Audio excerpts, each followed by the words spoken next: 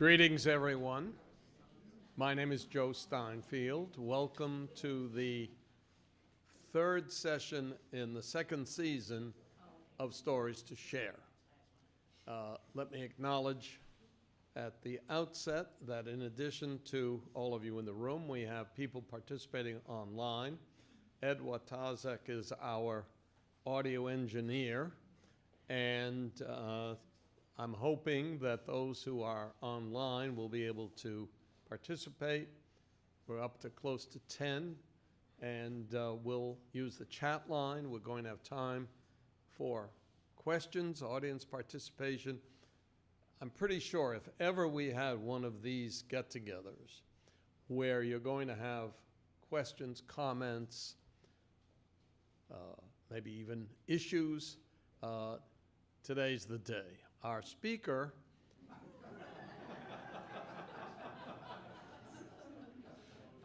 Mark Beckwith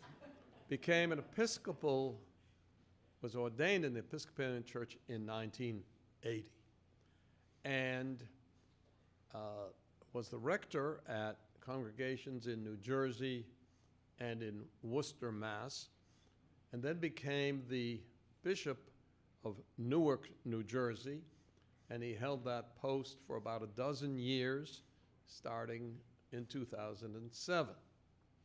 Now, from what I understand, being the Bishop of New Jersey is a full-time job. Not for this man, who has managed to do more than one can imagine in any 24-hour day. He has appeared a number of times on Good Morning Joe, for those of you who occasionally go on MSNBC. He's been on various PBS programs. Interestingly, he had a talk show in New Jersey, but he wasn't alone. It was Bishop Beckwith, an imam, and a rabbi.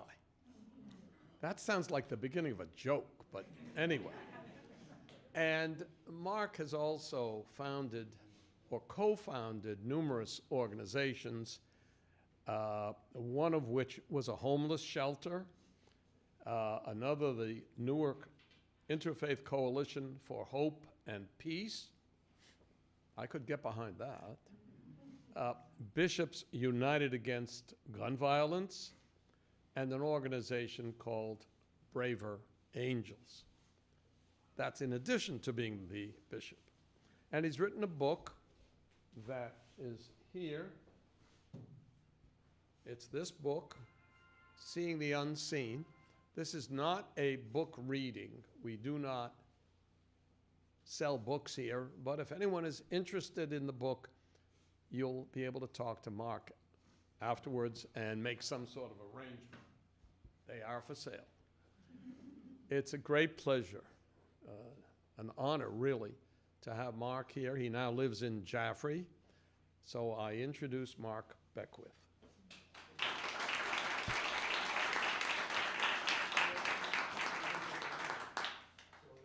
Thank you, Joe, and thank you for inviting me. And can we thank Joe for this vision which brings people together on a monthly basis and for all the things that Joe does? Joe, thank you. And Becca Fredrickson from the Civic Center, who has offered this space for all of us. I appreciate that. And I also want to give a shout out to Bob Beck, who introduced me to Joe Steinfeld. So Bob, you were the instigator for me being here this evening. So I'm going to talk a little bit about my book, but use that as a springboard to talk about some other issues that my guess is we all are talking about or thinking about in our lives. And the origin of my writing this book came from my time in the Diocese of Newark. I was the Bishop of Newark, and our office was right downtown, overlooking the lovely Passaic River. And I was there, and I started there in 2007, and I noticed the first few days that I was there that there was a soup line, an outdoor soup kitchen, that attracted a lot of men. And I paid attention to that because I had started soup kitchens, worked in soup kitchens, started shelters. But after 2 or 3 weeks, I did not notice these men showing up at lunch anymore. Why? Because I was on the 4th floor of my office looking out over northern New Jersey and the 100 congregations that I was responsible for, seeing their issues, their concerns, their hopes, their troubles, and that was where my attention lay. To the point where I didn't see these guys showing up twice a day.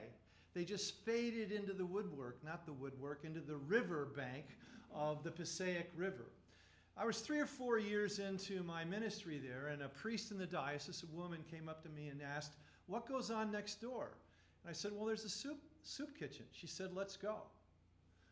And so a group of us went next door, not to serve, but to hear stories,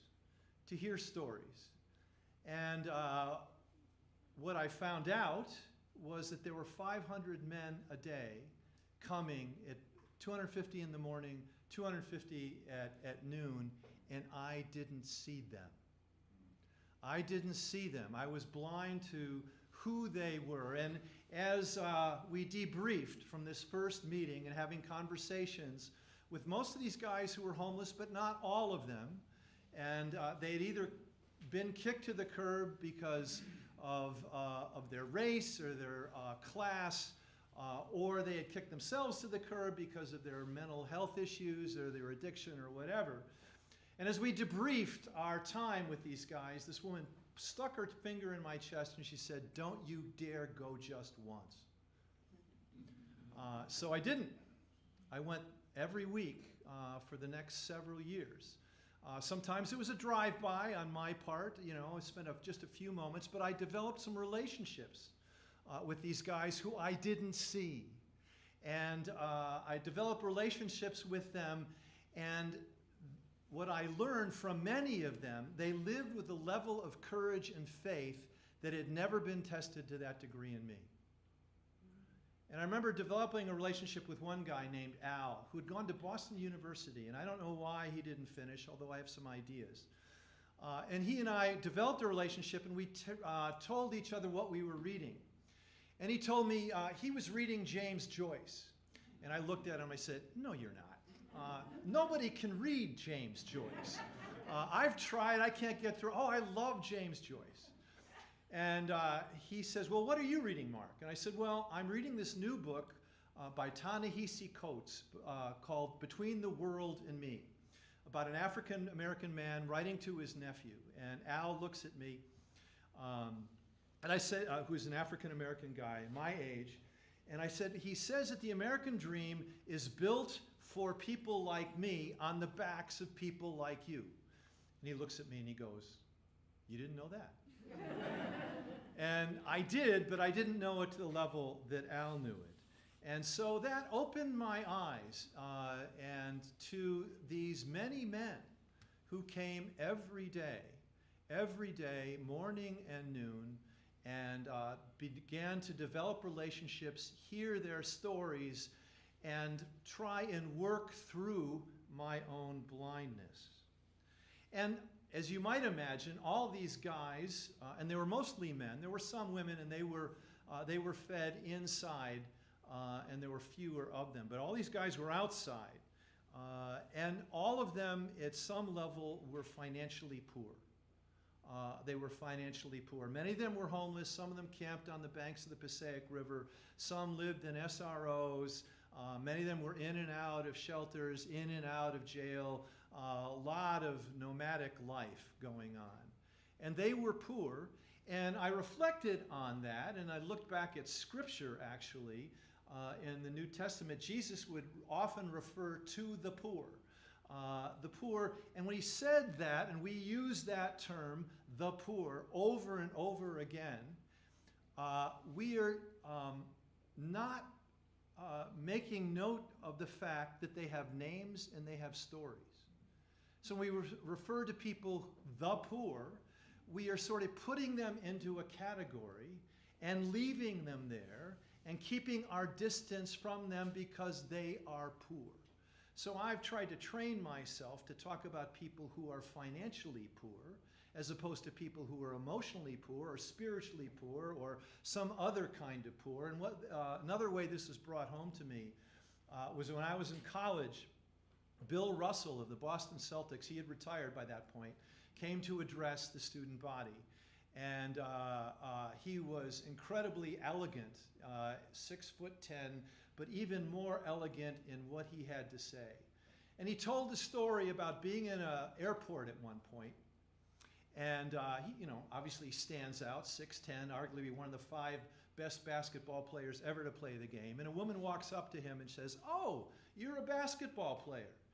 And he looks at her and he says, very graciously but clearly, he said, "No, madam, I'm a man who plays basketball."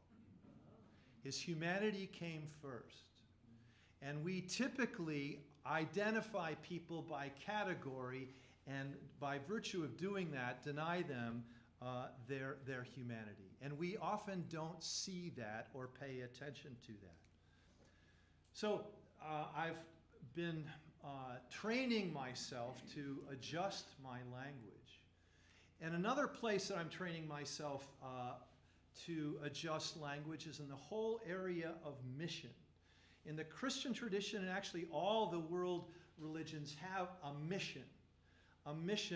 And speaking mostly about the Christian tradition, which is where I come from and I'm still very much a part of, mission 400 or 500 years ago was the idea of bringing God to places where God is not. Think of that for a moment.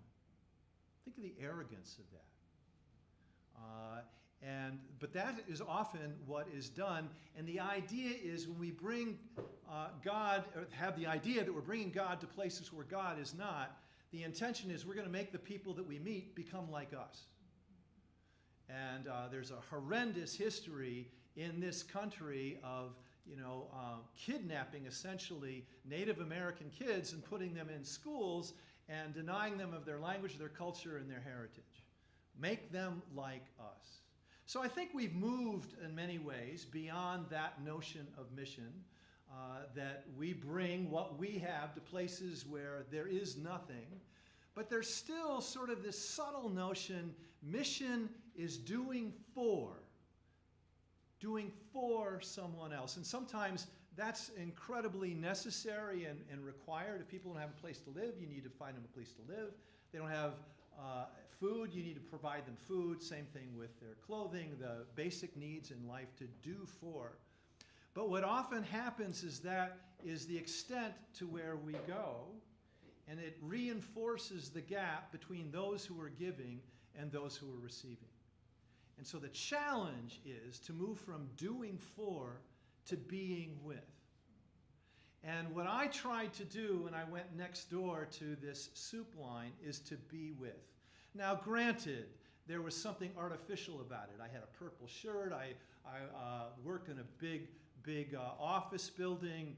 I had a lot of accoutrements that I'm not wearing today, these bishop accessories, all of that. And I got to go home. So it was different, but it was the attempt to be with. And I want to tell a story from the New Testament that speaks to this, that I think I have had my eyes opened up to, and indeed the story sort of suggests that. It's the story, one of the Easter stories. Happens on Easter Day, and 2 followers of Jesus, they're not disciples, they're followers of Jesus, are going to Emmaus. And why are they going to Emmaus? Because they need to get out of Jerusalem. Their leader's been killed and tortured. They figure they're going to be next. So we're getting out of town. And they walk out of town. They meet a stranger. The reader knows that it's the risen Jesus. But the followers of Jesus don't know that. This is a stranger. And he asks them rather coyly, what's happened? You seem all upset. And as if he didn't know. And they say, well, our leader has been arrested. He was tortured. He was killed. And now some women told us that he's come back to life again. This is too much for us. We're going to Emmaus. And he asks, can I go with you? And so they say, sure. So they walk the 7 miles to Emmaus. And by the end of this 7-mile trek, they've developed a relationship. And so the 2 followers of Jesus, who again, they don't know who this person is, they ask him, will you be our guest? And he says, sure. So they go into the inn, clean up, come down to dinner. And as the story reports it, Jesus takes the bread and breaks it. And in that moment, they recognize him and he disappears. Now, in many ways, that story should not have been played out the way it is described. Because the two hosts, if you will, the followers of Jesus, could have said, should have said, no. We're the hosts. We break the bread. You are our guest. It's when you allow the guest to be the host, eyes can be opened. And we live in a culture which sort of trains us to have closed eyes, to not see the men who are assembling day after day, week after week next door. There are all sorts of things that we don't see. Our attitudes, I think, are bolstered by prejudice, which is rooted in fear. And we all learned prejudice somehow, somewhere. All of us did. At the dinner table, on the playground, maybe in a religious community, maybe in school, maybe somewhere, but we all learned it. We all learned it. And to say that we didn't learn it, I say to people, you need to think again. You learned it. And the challenge is not to get rid of it, but where did it come from? How does it operate? When does it show up? And how do we manage it? We've either learned racial, regional, religious, relational, educational, or economic prejudice, and that's just part of the list.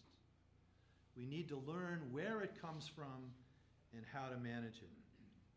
And our prejudices are heightened by a level of fear and augmented these days, especially, I love and hate this term, the conflict entrepreneurs that we have in media, who are saying things just to get us all riled up and to get us to sort of get reconnected with those prejudices, because in some ways it works. And we live with incredible political polarization, the likes of which I've never experienced in my lifetime. And my guess is that's the case for most, if not all of us here this afternoon. There are several ways out of this that I want to talk about. One is, head? Give it a shot. Okay. The big button? Oh, the big button. I didn't press in the big button. There it is. Okay. This is a mandorla. A mandorla. M-A-N-D-O-R-L-A. It's the Italian word for almond. It's the shape that's created when two circles intersect. Think of Venn diagram from 6th grade math. Remember that? 6th grade math, the two circles intersect. Now, medieval art has lots of depictions of mandorla. Not a halo, which is over the head, but people within the mandorla. It's the space that's created when two circles intersect. In medieval art, the two circles are heaven and earth. Now, you can apply this, and I apply it, to our current situation, which is the tension or the intersection between red and blue, between conservative and progressive. And the mandorla is, these are two circles that can never be separated and can never overlap. And the mandorla is a space that one can enter, but it takes risk to go there, because you don't really know what's going to happen, and you have to let go of some of the assumptions and prejudices that we bring into it. And it's a place of common ground.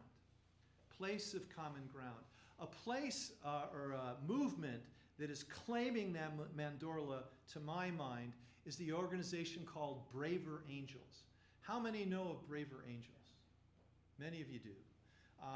Initially called Better Angels, formed after the 2016 election and named or drawing on the words from Lincoln's first inaugural address, appealing to the better angels of our nature. And the idea was recognizing that America is deeply polarized. What can we do about this? Well, we can invite people into Mandorla, into a space, not to pull one side to the other, but is there a place that we can find common ground? And in 2016, after that election, the first Braver Angels gathering happened in South Lebanon, Ohio, with 11 Trump voters and 10 Clinton voters. And they spent the day together in a facilitated conversation process by the head of the Marriage and Family Department at the University of Minnesota. And since then, there have been over 3,000 or 4,000 similar types of conversations, bringing people together out of difference, again, not to try and pull one side to the other, but can we find common ground? Interestingly enough, in 2 weeks in New Hampshire will be the second gathering of state legislators in New Hampshire facilitated by Braver Angels. 6 Republicans and 6 Democrats who have agreed to do this, to enter into the Mandorla, facilitated by the author of these various options, to see how we can work in a more harmonious way. Again, not to pull one side to the other, but recognizing and honoring some norms that people can live by, and to live into them in a way that I think is important. Now, the intention is to seek common ground, which is different than compromise. Many people, when I talk about this, they say, oh gosh, if I do this, I'm going to be abandoning my positions or betraying my side. And when in fact, it's finding common ground. The more that I do this, and I work particularly around political polarization and around gun violence prevention, the more I engage in people on the other side, the stronger I'm holding on to my own positions, but the more willing and able I am to engage in conversation in this space of common ground. As it was mentioned earlier, I am an Episcopal bishop. Episcopal has its roots in the Anglican tradition, the Church of England. And I mention this because the Church of England was formed in the mid-16th century as in the tension between Protestantism and Catholicism. And if we think polarization is difficult today, it's nothing compared to what it was then. And so, and if an Episcopalian is asked, oh, are you Protestant or Catholic? We glibly say yes. Because we're a little bit of both, and we have claimed that tension between one side and the other. And when you enter into that tension and take the risk and the vulnerability and requiring the humility involved, things can emerge. New ways forward can emerge. And so that I think is very important for us today to be able to seek common ground. Interestingly enough, a way that this was played out, and some of you may know more about this than I do, is the Truth and Reconciliation Commission in South Africa that Desmond Tutu, Archbishop Tutu, headed up. And when apartheid ended, there was initially the intention that they had to litigate all the abuses. And it was thought that if they did that, we'd still be doing it some 30 years later and be going on for another 30 years. And the enmity wouldn't have any way of abating. And what the Truth and Reconciliation Commission did is invited people to tell their stories. And it was a risk. It still is a risk. The jury is still out if it worked or not. I like to think that it did.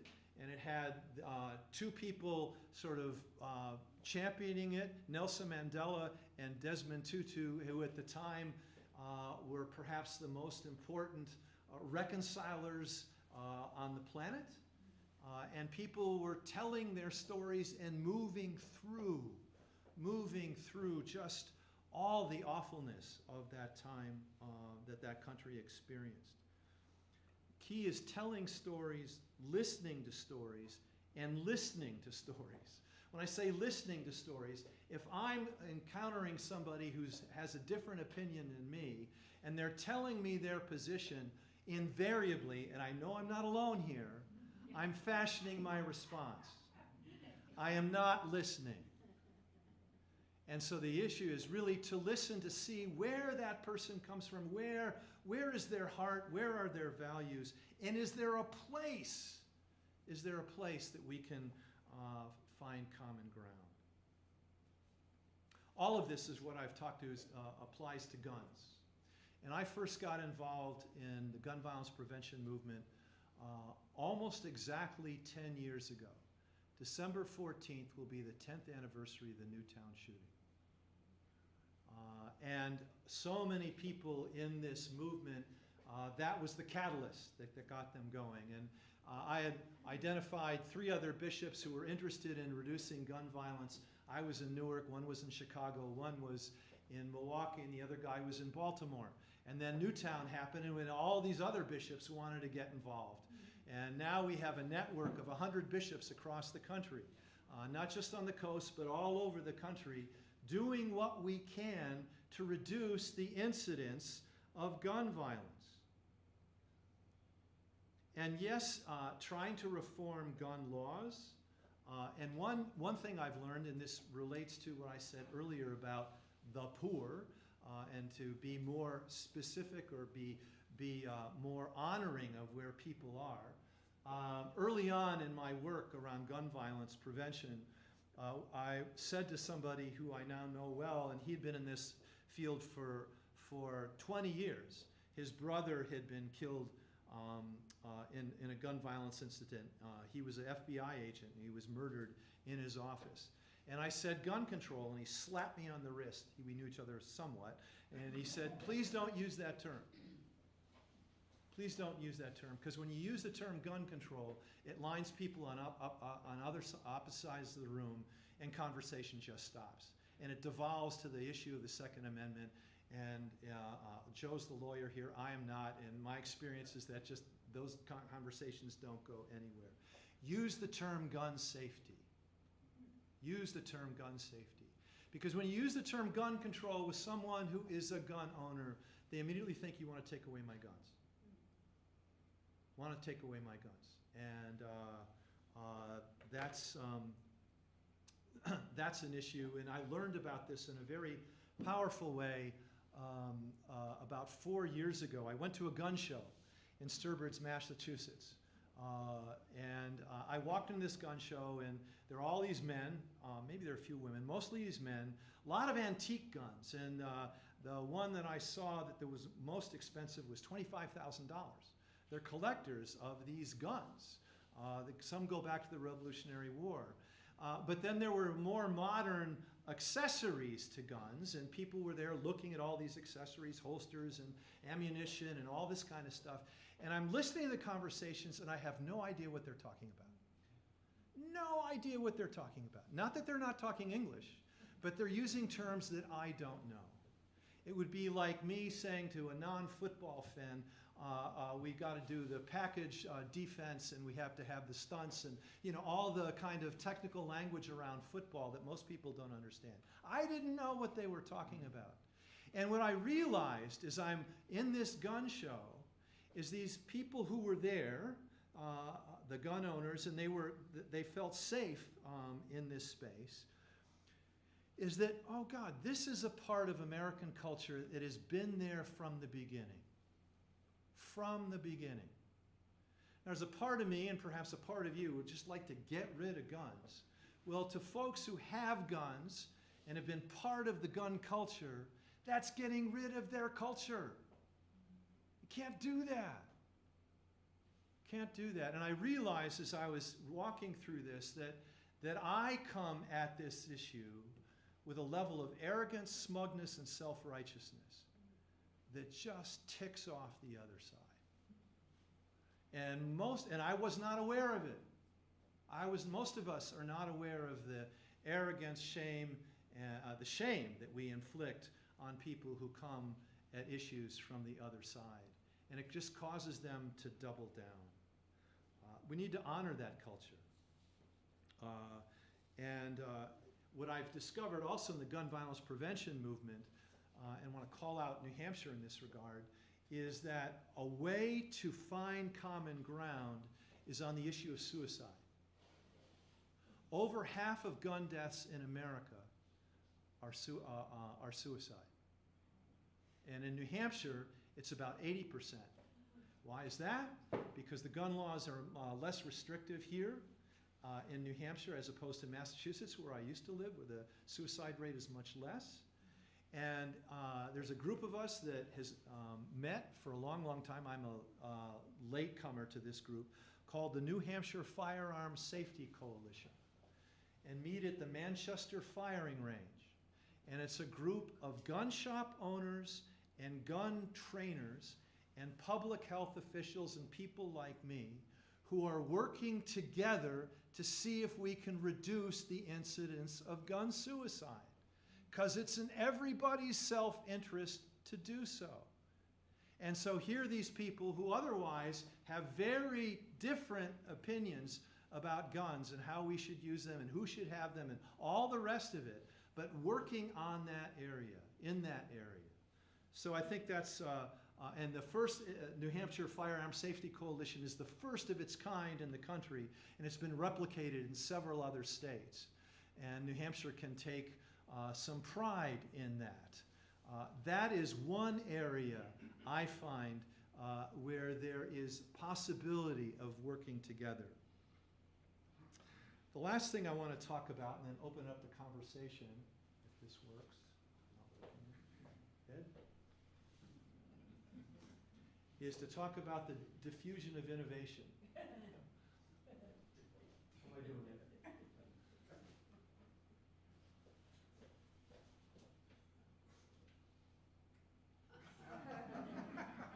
Okay, it's the last one. I'll keep this.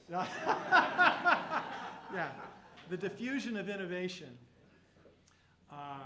This is the title of a book by Everett Rogers. It was published in 1962. He then taught at Ohio State University. And he talks about the diffusion of innovation, that if you want to change a culture, you need 18 to 21% of that culture. If you have less than that, the culture reverts back to homeostasis.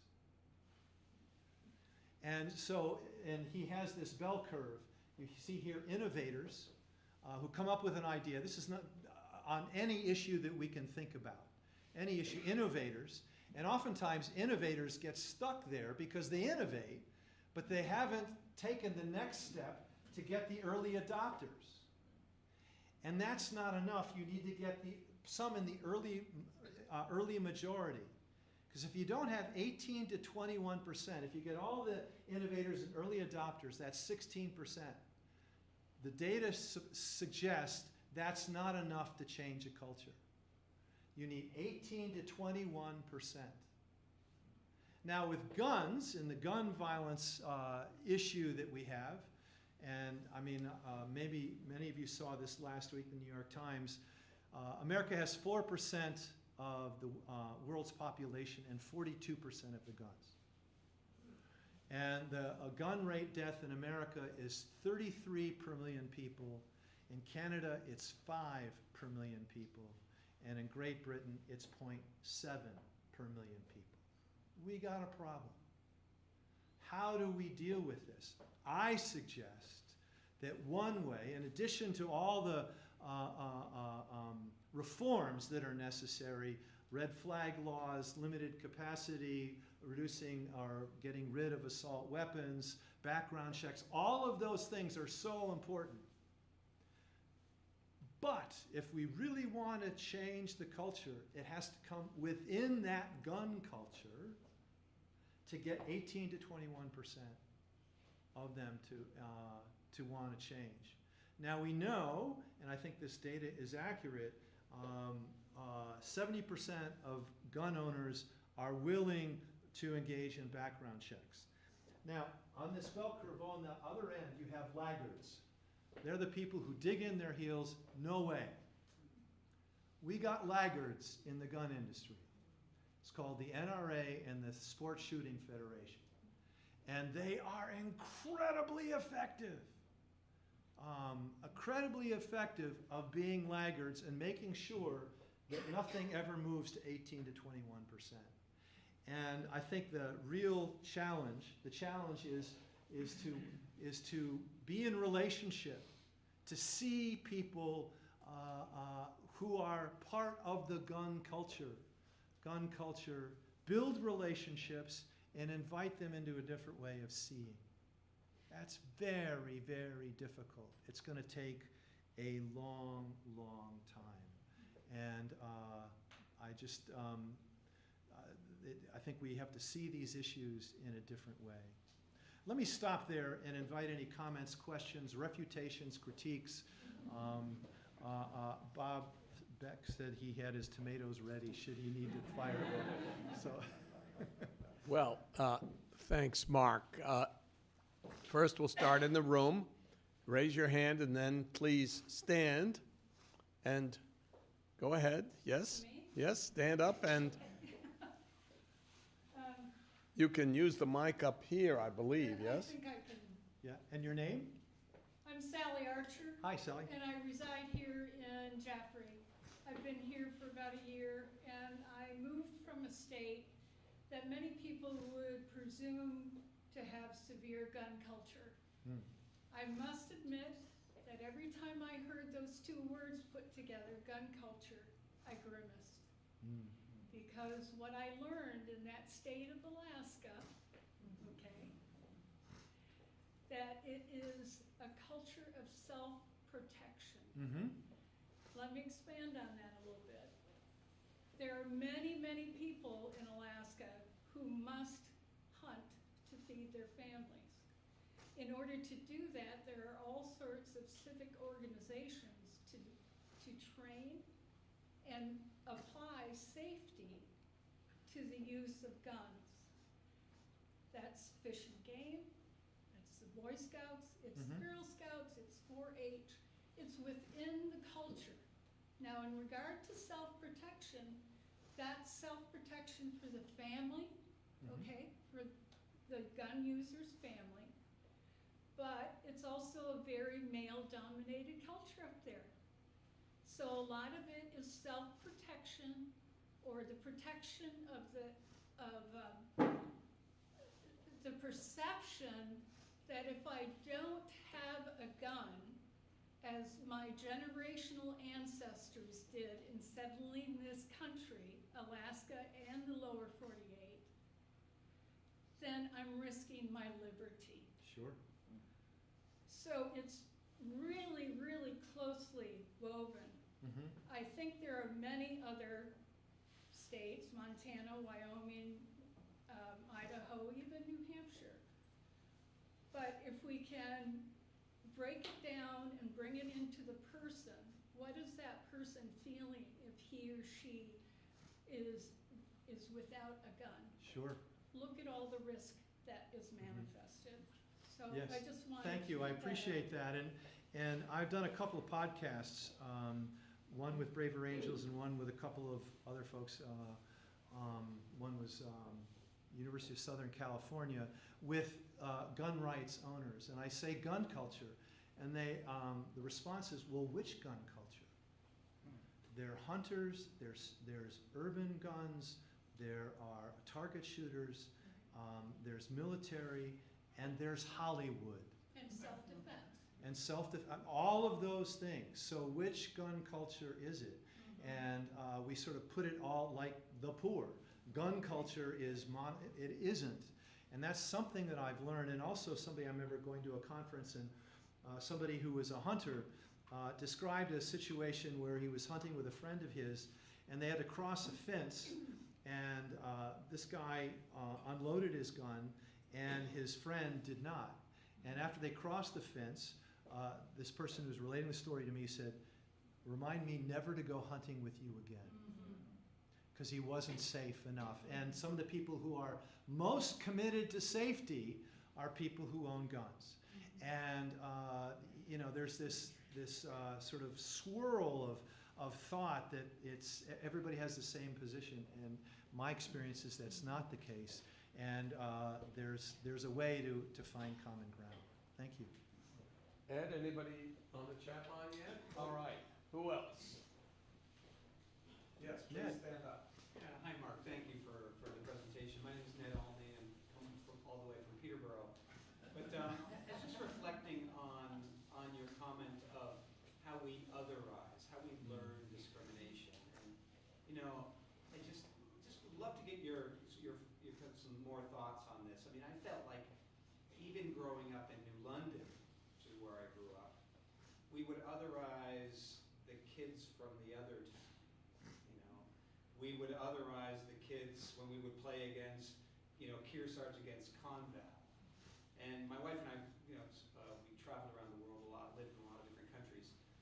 The Costa Ricans otherized the Nicaraguans. They were the poor, let's build a wall on our frontier against the Nicaraguans. You didn't want them coming to your country. A lot of the folks in South America, they want to build the wall against the Peruvians. It's the people on the other town, the other city, the other side of the train tracks, right, in your own town. How can we work to unlearn that and to not teach that? Well, I think, thank you for that. I don't know that we can unlearn it. I think we need to learn where it comes from. And one place where it comes from, sort of indirectly and not intentionally, are the original observations of Yom Kippur in the Jewish tradition. And in the early years of Jewish tradition with the temple, a goat would be presented to the high priest, who would take it into the Holy of Holies. And the goat would have all sorts of scurrilous things written on it. All of people's sins, all of their anger, all of their distress would be written on the goat. The priest would then take the goat and throw it out of the city where it was expected it would be devoured by priests. The original scapegoat. That's where scapegoat comes from. Now, the Jewish families moved way, way, way beyond that, but we have not. And there's a philosopher, René Girard, who died about